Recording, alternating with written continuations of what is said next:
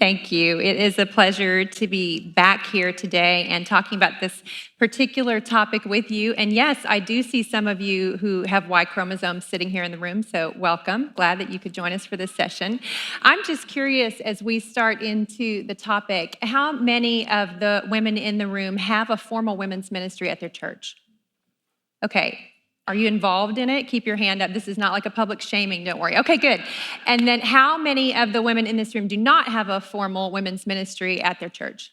Okay, all right. So today I kind of want to talk to both of those groups. When we come to a place of understanding women as essential to the mission of the church, we have to answer this question of what should we do about women's ministry. So of course, I could have talked for 3 days on understanding women as essential to the mission of the church, but I don't have 3 days. It's obvious in the scriptures that men and women are necessary for both the cultural mandate of Genesis chapter 1 to be fulfilled, that whole be fruitful and multiply thing that was back there. And then also its New Testament extension, or you could even say amplification, the Great Commission is also given equally to both men and to women, which means that those of us who are in the local church, in addition to having to grapple with what does this look like with regard to foreign missions and what does it look like with regard to women in the culture at large, we have to ask the question of how is the church equipping and deploying women to be equal partners in the ministry of sharing the gospel with all people. Now, equal partners, but hey, we're complementarians, right? So not interchangeable partners. And so that's what we want to take a look at today a little bit. There was an article written in 2011 by Sarah Bessey, and it was entitled, "Why the Church Doesn't Need Women's Ministry." And the women's was in quotes. Did you guys happen to read that? She basically walked through all of her worst nightmare stories about attending women's ministry events. And I have to say that as I read it, I was both nodding my head yes and cringing internally. And here is why. About 10 years ago, I was serving as the women's ministry director at a fairly large Southern Baptist church in the Houston area. And it was my job to plan the kinds of events that this woman was talking about in her article. So yes, I planned a brunch called Hats Off to Women. We all wore hats. The keynote had to talk about the many hats that women wear. The whole theme was hat themed. Yeah, and I just kept thinking, okay, I'm not really getting this, but this is what women want, so I'm going to keep doing it. Additionally, I was beginning to start speaking at different people's retreats, and I remember of the many, and there have been many interesting themes that I have gotten to see fleshed out in everything from the light fixtures all the way down to your pen. There was one that was a carnival-themed event, and I am not kidding. The centerpieces on the tables were ceramic clowns. I still wake up in a cold sweat screaming at night, thinking they were like, "Here, would you like to take one home?" No, I would not. As the women's ministry director, I got emails and mailers of women hoping that I would have them come speak at our church. One woman was a ventriloquist.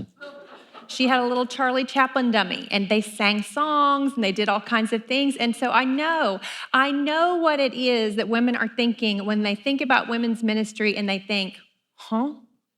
And I think the bigger liability as women's ministry really is at a place where it is sort of trying to find what's next, is that not just the women in many churches are questioning its validity, but also the men. And I think it's important because of that we take a look at this with some serious thought and ask the question that I think is being asked by many: is women's ministry necessary? And I want to make sure that I define women's ministry for you clearly so that you don't think I'm asking, are ceramic clowns necessary? The answer is no. And if you have a clown collection and you come up to me after this, I am going to apologize and hug you. Beg your forgiveness. I am defining women's ministry as gender-specific discipleship opportunities and mechanisms for discipleship within the church. That's what I'm talking about. Now, what that might look like in any individual context is kind of up for grabs. And that's what I want you to be thinking about as you're thinking about your particular church is, in my context, how can I think about these things in ways that help whatever our women's ministry looks like be something that is calling and equipping women to fulfill their role in the Great Commission and in the cultural mandate. So in order to get there, I think we have to ask two more questions. In order to figure out, is women's ministry necessary? We need to ask these two questions. And the first is, what do women need to receive uniquely from the body of believers? What do women need to receive uniquely from the body of believers? And then secondly, what do women contribute uniquely to the body of believers? So what do they need from the church, and what does the church need from them? Those are the two things that I want us to spend a little time thinking about. Now, because we're complementarians, we understand that we are not the same, but that we are interdependent, that we need one another. And what this means is that there can be no such thing as a church in which men thrive and women do not, or vice versa. There can be no such thing as a church in which women thrive and men do not. If one languishes, then the other is not truly healthy. So often you might come across a church, and I do as I travel around and speak, and then the women who are in my study, I have over 58 churches that are represented in the enrollment in my study this semester. So I'm drawing on what I hope is a broad experience of what the church looks like today when I make these comments. And you will find churches that have a thriving women's ministry program. It's almost like a church within a church, right? And then there's just like nothing for the men. Or vice versa, you have churches in which the men are doing all kinds of fantastic things and the women feel like they're just kind of over here to the side with nothing that's really happening that is unique for them. Now, because we are complementarians, because we affirm that men and women share the sameness of being created in the image of God, but also these wonderful differences as well, it would make no sense for us to say that we are different but then disciple men and women as though we are the same. It would make no sense at all. So I would say that right there is the first good argument for why there ought to be some gender-specific ministry happening in our churches. Though we share a great commonality as image bearers and co-heirs of grace, we do differ in key ways, both relationally and physically. And this is because each gender is designed to make indispensable contributions to the life of the church. Make sure you heard that word, indispensable. I often talk to women who feel that their contributions in the church are considered to be nice but not necessary. And this is something that I would love to see change. Women's contributions need to be seen instead as essential and indispensable, not an add-on after the serious work of ministry has been done elsewhere. So it's important for us to understand then, what is it that women contribute in addition to just what do women need from the church? So let's talk about some of these relational differences between men and women. These are things that I think would be broadly recognizable within any setting. So if you were, actually I ripped these off from Psychology Today, if you want to know the truth. So as much as people around us want to say, oh no, men and women are interchangeable, it's interesting to me that the social sciences just keep coming back and saying, nuh-uh. So listen to this list. See if you would attest to the truth of this.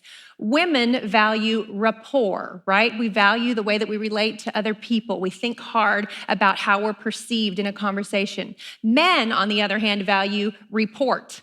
I'm just going to say it and we're going to do it. There's not a whole lot of nuance all the time. And these, again, are general categories. So if you're a woman who's like, what? I think rapport is dumb. I just say what I want. Well, first of all, I can't relate to you at all. And secondly, it's okay. We're not trying to paint with so broad a brush that there's no room for any variation on these. But generally, women value rapport, men value report. Women value supportiveness, okay? Men value dominance. It's not me. Psychology Today said this. Next, women value building relationships, while men tend to value individuality. Women ask questions. Men actually tend to avoid questions, according to this study. Women cooperate, men assert. Women are holistic, Men are focused. Women seek consensus. Have you ever been on a committee of women? It is a killer. Well, I don't know. What do you think? Okay, is everybody okay? Are y'all okay with that decision? Okay, well, let's just do it this way. I'm sorry. You're not sorry. You're just trying to smooth over that you just made the decision for everybody, right? We can spend so much time churned up in reaching consensus that the decision is very hard to get to. Men, on the other hand, rather than seek consensus, they tend to give orders. They give directives. They say, this is what's next. Let's go do it.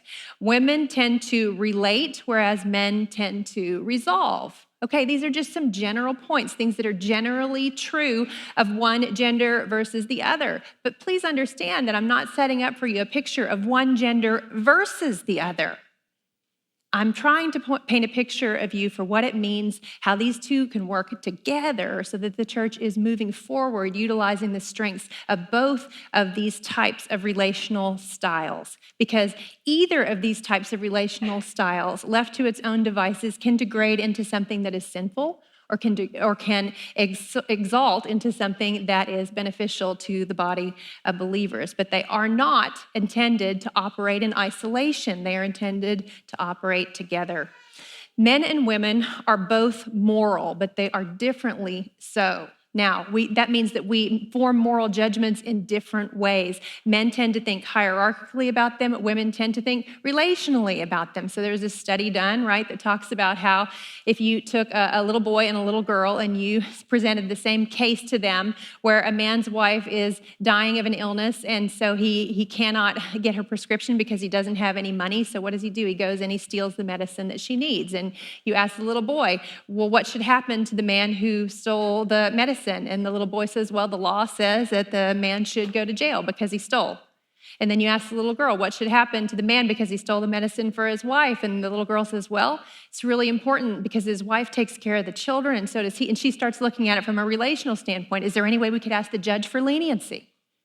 So they're both dealing with a moral dilemma in two very different ways. Which way is more correct? Neither of them. They're both trying to get to justice. They're coming at it from different angles. Men and women have emotions. Both genders have emotions, but we use them differently. So one of the things that I hear a lot, when you talk about women are weaker vessels is, women think this about themselves. Women are weaker emotionally than men. This cracks me up because I keep thinking, well, okay, I've watched a lot of football games, and I've never thrown the remote at the TV. Never. So you tell me, who's more emotional, right? Men can get in touch with their emotions pretty quick under the right circumstances. It's not that men lack emotions, they handle their emotions in a different way than women do. Which one is weakness and which one is strength? If men tend to suppress their emotions, is that a weakness? Well, it could be. Or it could be a mechanism to help them keep moving when things get difficult. If women are more in touch with their emotions than men, is that a weakness or a strength? Well, it could be either, depending on the circumstance. Men and women may both be doctors, but they will approach medicine in different ways. Men and women may both be politicians, but they will approach politics in different ways. On a side note, I don't usually talk about these things. I usually talk about Bible literacy. And so all week long, what do you think has been ringing in my ears? 2 Corinthians, 2 Corinthians, 2 Corinthians. Oh, dear Lord in heaven. Okay, so we differ relationally. Men and women differ relationally, but we also, newsflash, differ physically. As I've already pointed out, women are weaker than men, but that weaker vessel reference, I would say, is only relating to women being, generally speaking, physically weaker than men. We are not intellectually weaker. We may process things intellectually differently. We are not emotionally weaker. We may process our emotions differently. We are not spiritually weaker, although for many, many years it was taught in the church that women were more prone to certain sins than others. But if we are to be co-heirs of grace, then we need to be implicated co-heirs in the fall. And so although our sins may manifest in different ways, we are not more prone to sin than men are. So it is a reference to physical weakness. Generally speaking, women are weaker than men. Now, we understand because of this something intuitively that many men lose sight of as they enter into adulthood. Women, because we are generally physically weaker, understand powerlessness intuitively in a way that men may not. We understand powerlessness intuitively in a way that men may not. Men move out of a phase of life in which they understand powerlessness as they grow in physical strength. But women, we don't outgrow that. You know how I know this? I took a straw poll, really sophisticated, a lot of science involved, where I asked a whole bunch of men one question, and I said, when you walk down a dark alley, what are you thinking and what are you doing? And they were like, huh? So I went and talked to more men. When you walk down a dark alley, what are you thinking about? What are you doing? Getting to my destination, looking for my car. Now, if I were to ask the women in this room, when you walk down a dark alley, what are you thinking about? What are you doing? What are you going to say to me? Because you and I, women, we grew up with people giving us absolutely inane advice about what to do when you are walking down a dark alley.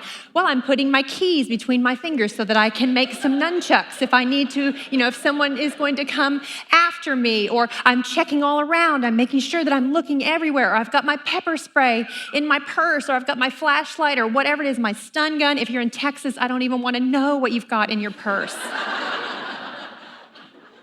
Seriously, it is out of control. And so we have this thing. I will tell you, you know what someone told me? Hey, you know what? Your upper body strength is not going to do you any favors. And so if you're attacked, you should drop to your back and kick like a rabbit. What? Men and women are different. Women are physically weaker than men, generally speaking, and because of that, we understand powerlessness intuitively in a way that men may not. I'm going to come back to that idea. Just hold on to it for now.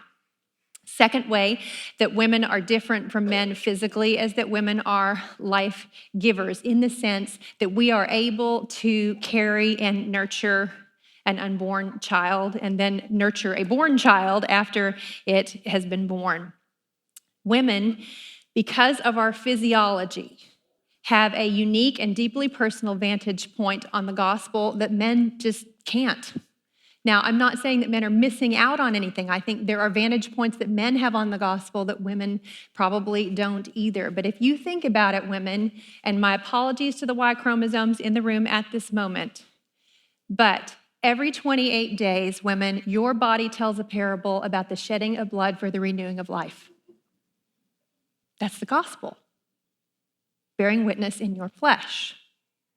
I want to say that a man can understand that, but I kind of hope he can't, because that'd be weird.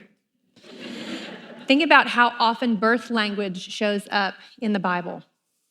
I always laugh when someone's doing the announcements at church, a man, and he'll say, and we're birthing a new ministry. And I want to go, no. You need to choose a different metaphor. Unless there's something about you we don't know. Now, obviously, metaphors, Jesus uses the metaphor, so it's fair game for Ben. But when we hear birth language, when we hear about the new birth, it hits us in a different way than it does a man. When I read, in him we live and move and have our being, it reminds me of a precious time when I carried a child and of how safe that child was during that time. So think about this.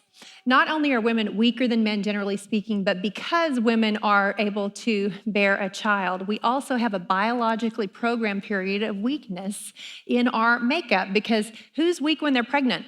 All of us. I'm sorry, when I was 9 months pregnant, I was not going to do a roundhouse kick and drop anybody, even if I had a black belt in Taekwondo. If I had dropped to my back and rabbit kicked 9 months pregnant, what? So we have this biologically designed period of weakness, and I think this too shows us a picture in a way that perhaps a man can't understand the same way that a woman can. Think about this. As a woman, right, I am a strong person, and then I become weak for a determined period of time. I deliver another into life by the shedding of blood. And then I am restored to my former strength, and I live to intercede for that new life. Does that sound like anything? Philippians 2. So because we are women, we have a unique vantage point on the gospel. And I think that men do as well, but I didn't put that in my notes today. We'll have to get them to tell us what it is at another time. So now, in light of these differences, these relational differences and these physical differences, how can we look at this question of what it is that women need from the church? What do women need most from the church? First, I would say that women need to be shepherded. Women need to be shepherded. Now, because women are different from men, I think sometimes the men can kind of be like, I don't know what they're doing. I just want them to go do it. And I'm going to put a woman over that who I trust, and she understands. She's the interpreter. Now you go and make them do the things with the clowns and the decorations. But as women who are leaders in our church, or as women who have influence over the way that our women in the church are led, we need to know what is shaping the thinking of the women who are in our churches. You guys, you women, are going to have a better read on that than most of the men in your church are going to, and they might need your help. So, for example, what voices are most women listening to? I could make a list of 10 women voices off the top of my head. Can you? Who are some of the women voices that women are listening to? Beth Moore, Christine Kane, Lisa Turkhurst. Who else is out there? Nancy Lee DeMoss. Okay, so here they start to come, right? And so there are these women whose voices are speaking into the lives of our women, some of them loudly, some of them subtly. Sarah Young, who wrote Jesus Calling. That's another voice that a lot of women, if you want to know the voices that are speaking into women's lives, go out to Instagram and dig around. And you'll see, because they're quoting them and they're writing what they've journaled about what these women have said. And so I'm not here today to tell you which of those voices I love or don't love. I'm here today to tell you that it's our job as those who lead the church to shepherd our women toward voices that are reliable and that will point them to truth. And so if we don't know who the women are that they're listening to, we can't possibly be shepherding them as well as we might. That means that we have to make it a point to educate ourselves on the voices that are speaking out there. Which bloggers and writers and teachers, who is it that is generating the content that our women are taking in? So I actually send an email to one of my pastors and say, hey, here's who's new on the radar. You know, we might take a look. Here are some links to some things that they're reading. And I don't pass judgment on them. I just say, here, take a look at this and see. Because I don't expect that my pastors are hanging out on Instagram. In fact, I kind of hope they're not, unless it were for this purpose. Okay, so what voices are women listening to? What messages are they drawn to? There are themes that come up from time to time that women get into, like patterns of prayer or Bible journaling styles or all these kinds of things. What are the things that women are getting into? Are we aware of them? What are the benefits? What are the dangers? How might we incorporate some of this in ways that is edifying versus ways that is tearing down? What are the trends that are in the marketplace that are attracting our women? One of the things, there was an article that came out recently in Christianity Today about multi-level marketing. Did you guys see that? Huge, huge influence on the women in your churches. When I stand up to teach my Bible study every week, I can smell the frankincense rolling off of these women.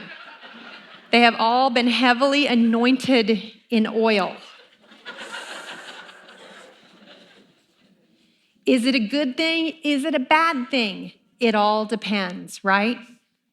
So we need to know what is going on in their lives. If we're going to shepherd them well, we need to know what is influencing them. And then the second point under shepherding them is that we need to keep a top-down buy-in into what is happening in women's ministry. Now, this can be tricky, women. This can be tricky. It can take some effort on your part and some care in how you handle it. But I get emails a lot about women who were leading a women's ministry, which at some point came to be viewed as what we call an ivory tower ministry. Have you heard this term? So in other words, the ministry took on a life of its own. It was operating over here to the side kind of as its own thing, and it didn't have any, or did not seem to have any reference point for what the rest of the church was doing. And it becomes to be seen as adversarial to what the church is trying to accomplish. So how can we avoid this?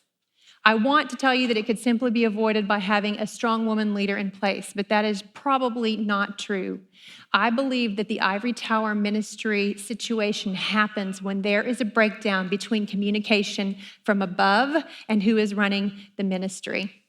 So as long as the attitude toward what's going on in the ministry is, hey, just go do that. I don't know what you're doing. Women are, you go do your thing. Then you run into these issues. But that means that if you're the person who's leading the ministry or you're a part of the ministry, you are respectfully and continually inviting whoever is above the ministry into conversation with you, asking for input into what direction the ministry ought to go, showing this is where we're doing this, that, and the other. This is why we chose to do this kind of Bible study versus this kind. This is why we're doing a conference this year instead of a retreat. What do you think about that? Keeping a dialogue open between your upper level of input and the person who is running the ministry. It is essential. It is essential for the well-being of the ministry, and it is essential for those who bear the ultimate responsibility for what is going on in the church to know what is going on and have buy-in into what is going on. So first, women need to be shepherded. We need to know what is influencing them, and we need to keep top-down buy-in into what is happening. And second, women need to be leveraged. Women need to be leveraged. Women are leaving complementarian churches because they believe a theological trade is necessary for them to be able to serve in meaningful roles. I get the emails on a weekly basis. They think that our theology means that they are an afterthought in the life of the church and in the exercise of the Great Commission. I do not believe that is true. If I did, I would not be standing here today advocating for a higher vision.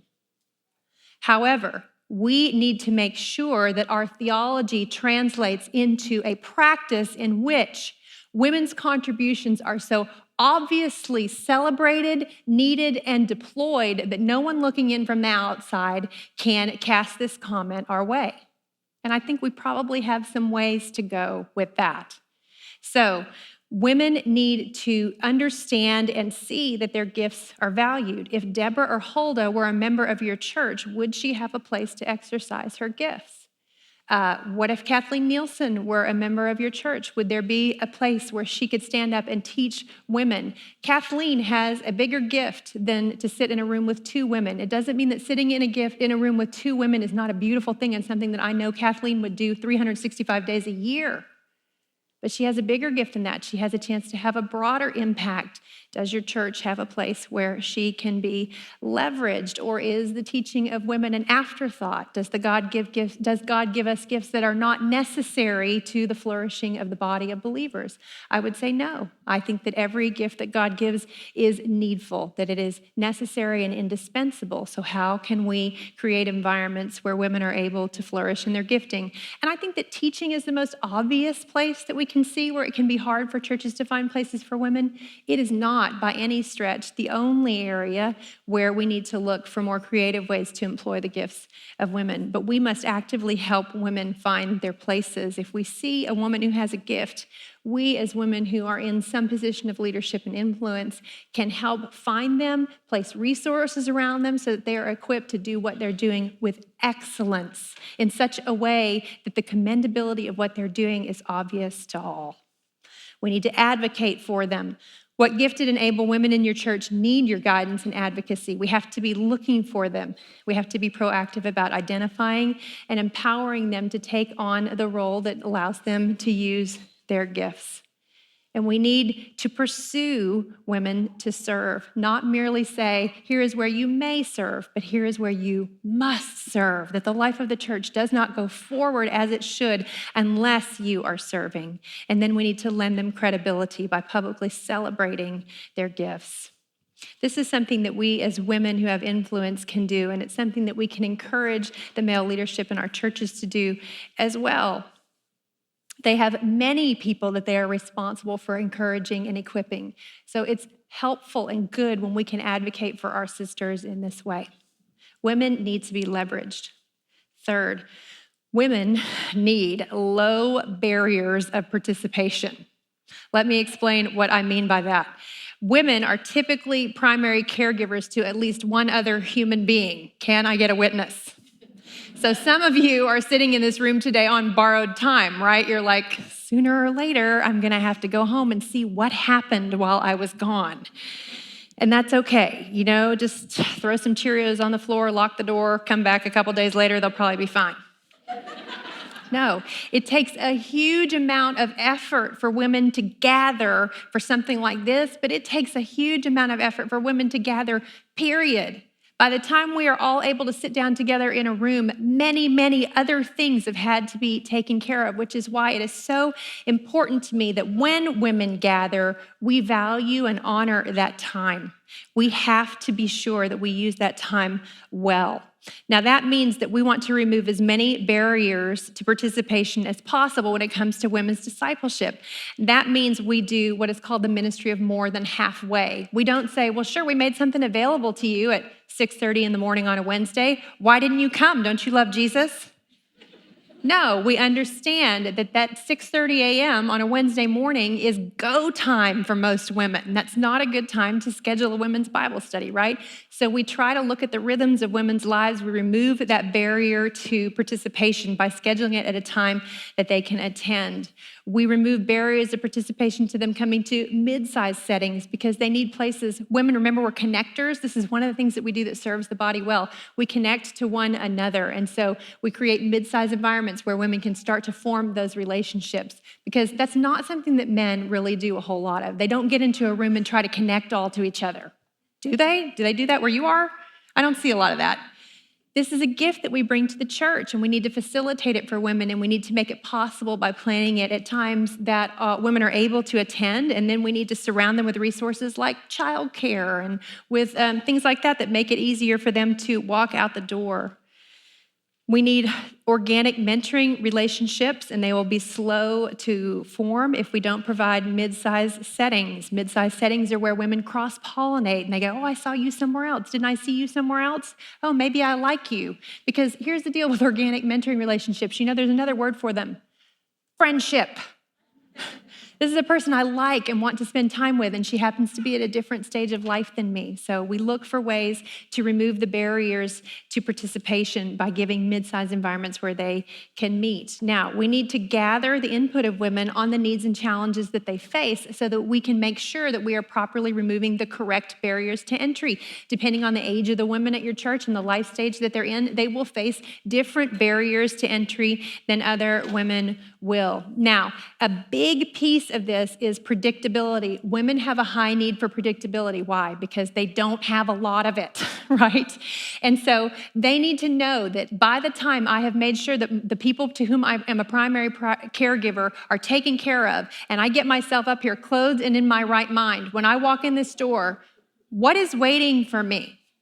I need a high level of certainty that whatever is there waiting for me that you have planned is going to be worth the effort it took for me to come. And if it is, I promise you, they will come and they will come and they will come and they will come. They will invest in what you are doing, but they need a high level of predictability. Think about this. Imagine that you're a young mom and you're in the car with 5 children who are hungry. And they're all about to lose it. And you're driving down the road, and on your left, you see a restaurant you've never been to before, and on your right, you see Chick-fil-A. Yes, Chick-fil-A for 1,000 reasons, but also because it is predictable. Everyone will get what they want and it will be fine. You don't have time. It is too high of a cost for you to go and hope that this other place serves chicken nuggets that are halfway decent. So you go for the predictable thing because your time should be honored. Okay. So the biggest thing, too, that I think women need the church to provide them is opportunities to connect. They just need opportunities to connect because it's what we do. We are connectors. And when we provide these opportunities, whether that's a conference or a retreat or a mid-sized gathering or a weekly women's Bible study or a one-to-one mentoring program, when we offer those opportunities to connect, we are allowing women to form all of these sort of second-tier relationships, right? It's not their primary tier, but it's their second tier. And then what happens when something goes wrong? Someone loses a family member, or someone has a baby, or someone needs help with a family situation. What happens? It's like the spider on the web, right? We tap the web, and all of a sudden, everybody knows. Oh, somebody needs help. This is something we do for the life of the church, and we should facilitate that. Okay, what do we as the church need from women? First, we need their unique perspective. We need their unique perspective, and we need it in 4 key ways. First, the church needs the unique perspective of women in decision-making. Women think differently than men do. Women think differently than men do. When Genesis says that it is not good for the man to be alone, it is speaking specifically to the scene at hand, but I believe it is also speaking a greater truth as well. We need women to have channels of input into decision-making, not just decision-making about women-related topics, but topics that affect the church as a whole. Here's something we need to be mindful of. Research shows that in a group that is split 50-50 gender-wise, okay? So let's say you're having a meeting and there are 5 men and there are 5 women in the meeting. Research tells us that women contribute at significantly lower rates than men do in that setting.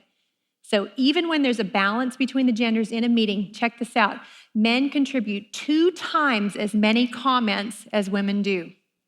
So that means that whole relational side of the chart that said that men give orders, that men are individual, that men are decision makers, all of that is being inputted into that meeting at 2 times the amount that all of these women connect, women are holistic, women seek consensus, that all of that is entering into a conversation.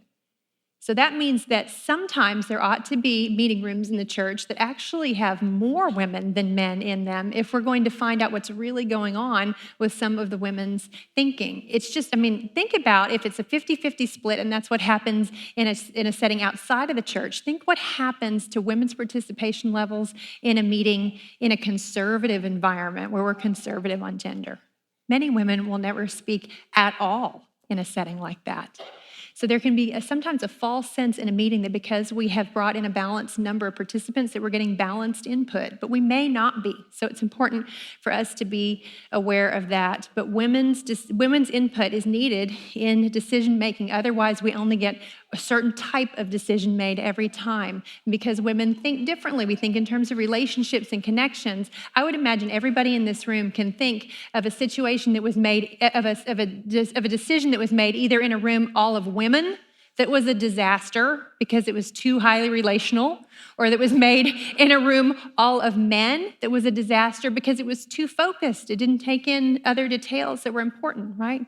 So there's a danger either way on this that we need to be aware of. We need to look for ways to include women in decision making. Secondly, we need women's perspective in teaching. I am a huge advocate of women teaching women because God does not give unnecessary gifts.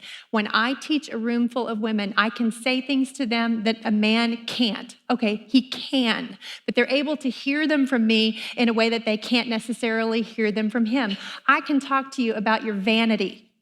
I can talk to you about gossip and slander. I can talk to you about the sharp answer that you gave to your child that was passive aggressive and you knew it and that child was shredded. I can say those things to you. I can talk to you about how difficult it can be to care for an aging parent. Now, it's not that men have no experience with these things or have nothing to say to these things. It's just that I can relate to you on a level that they can't. And so I can push you on some sin areas that they might not be able to, but also because I have a unique female perspective, then occasionally I'm going to see things in the scripture that might hit me differently than they hit a man.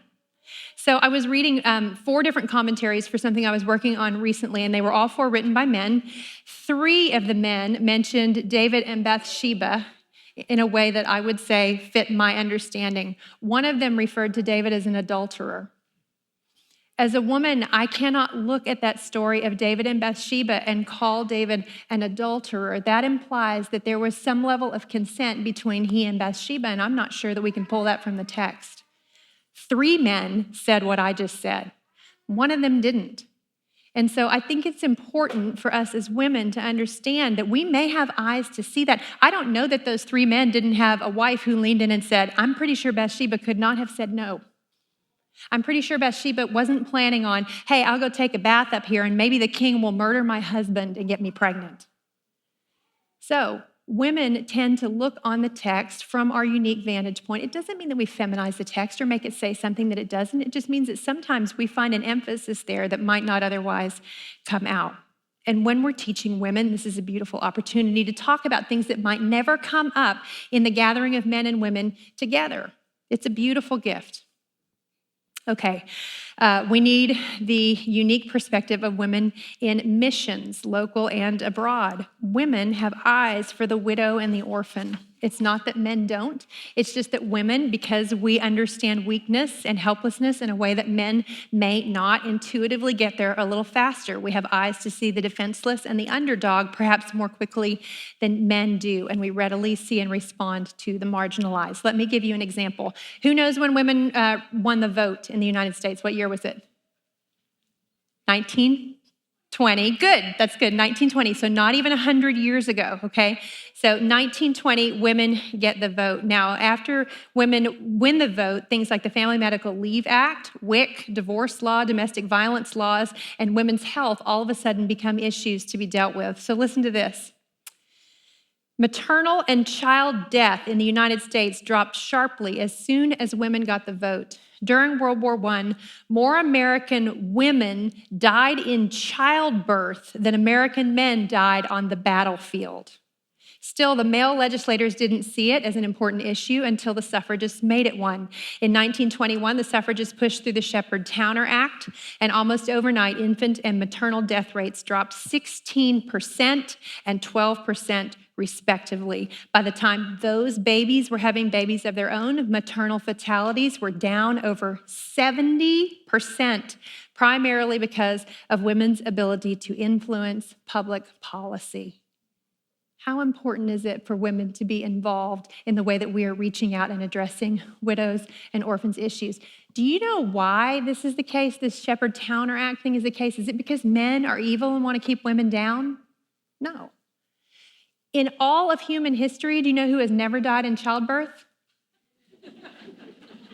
A man. It's just, we're prisoners of our own experience to a certain extent, and so women need to be welcomed in to these conversations because we have an experience that can shape the church's ability to fulfill the Great Commission. And fourth, we need the perspective of women in the counseling room. In the counseling room, as I've already mentioned, women have eyes for the powerless. Particularly for a woman walking into a counseling room, many times the reason that she is there is because a man has mistreated her, right? This is what we see a lot of times in church settings.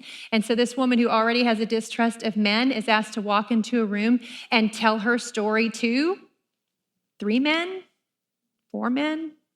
Maybe she's brought a friend along because someone said, hey, there ought to be a woman in the room with you, but the friend is also intimidated by the 3 or 4 men who are sitting in the room, and so she stands there and holds her friend's hand, but she doesn't intercede. You know how I know this? Because when I get an email about a counseling session that didn't go well, it's usually from the friend. I was supposed to advocate for her, and I didn't say anything. Why didn't you? Well, there was no level ground. I mean, there wasn't a level ground in that room. So we need to be so careful about the way that we handle. We have to have women who have a voice to speak into the process, who are at the intake level in counseling. Otherwise, there is a huge hazard that we are not doing our duty by women. So I don't know if you know this, but even though women won the vote in 1920, it wasn't until, get this, 1962 that every state in the United States allowed women on juries. Fascinating. In 1962, it was still illegal for a woman to serve on a jury in 3 states. Can you guess which states they were? I'm happy to say that Texas was not one of them. Let's see, it was Mississippi, South Carolina, and Alabama. Women had historically not been allowed to serve on juries because of a legal term called propter defectum sexus. It meant that women had a defect of sex that allowed them to be disqualified from jury duty. They were too delicate to handle what happened in the courtroom. And it was a state-to-state thing, and so it wasn't until 1962 that this was done away with. So there's been all this research has been done on whether it matters whether you have men and women sit on juries. And do you know what the conclusion was? It matters a whole lot. that men and women are different in the way that they perceive cases. So, for example, with regard to cases of rape and spousal murder, the study found that the gender of jurors bore a marked influence on the legal process in mock trials. Jurors favored defendants of their own sex in their judgments of whether a defendant murdered his or her spouse. Women were more likely than men to feel empathy for the defendant and to request he or she receive psychiatric care. Women were more likely to find the male defendant guilty in rape cases, while men tended to shift blame to the victim. Female jurors were more likely to see battered wife syndrome, in other words, I killed my husband because he was abusing me, were more likely to see battered wife syndrome as a credible defense in spousal murder cases. They were also more likely to affiliate with underdogs and minorities. Men were found to assign longer jail sentences to less physically attractive people, while attractiveness did not impact the sentences assigned by women. So do you know what the courts realized? Men and women are not interchangeable. The report actually said that they fulfill a, get this, complementary role. We need both of those voices in any room where judgment is being passed. Please hear me. So important that the influence of women be felt in the counseling room. So that meant that in 1962, if a woman was tried for the murder of her husband and she claimed spousal abuse, she would have been tried by a jury of 12 men. Would you want to be that woman? And I don't think men are out to get me or hate me or anything. I just would want there to be a woman on that jury, someone who knew she could speak into the process. So in the counseling room, so important for us to have women there. They have eyes to see the powerless. Okay, so first we need the influence of women. Second, we need their relational capital. As I mentioned, women are connectors. They are connectors to one another. They are connectors to, they connect families to the church, and they connect friends to the church. So we need that to be happening for the church to be a healthy place.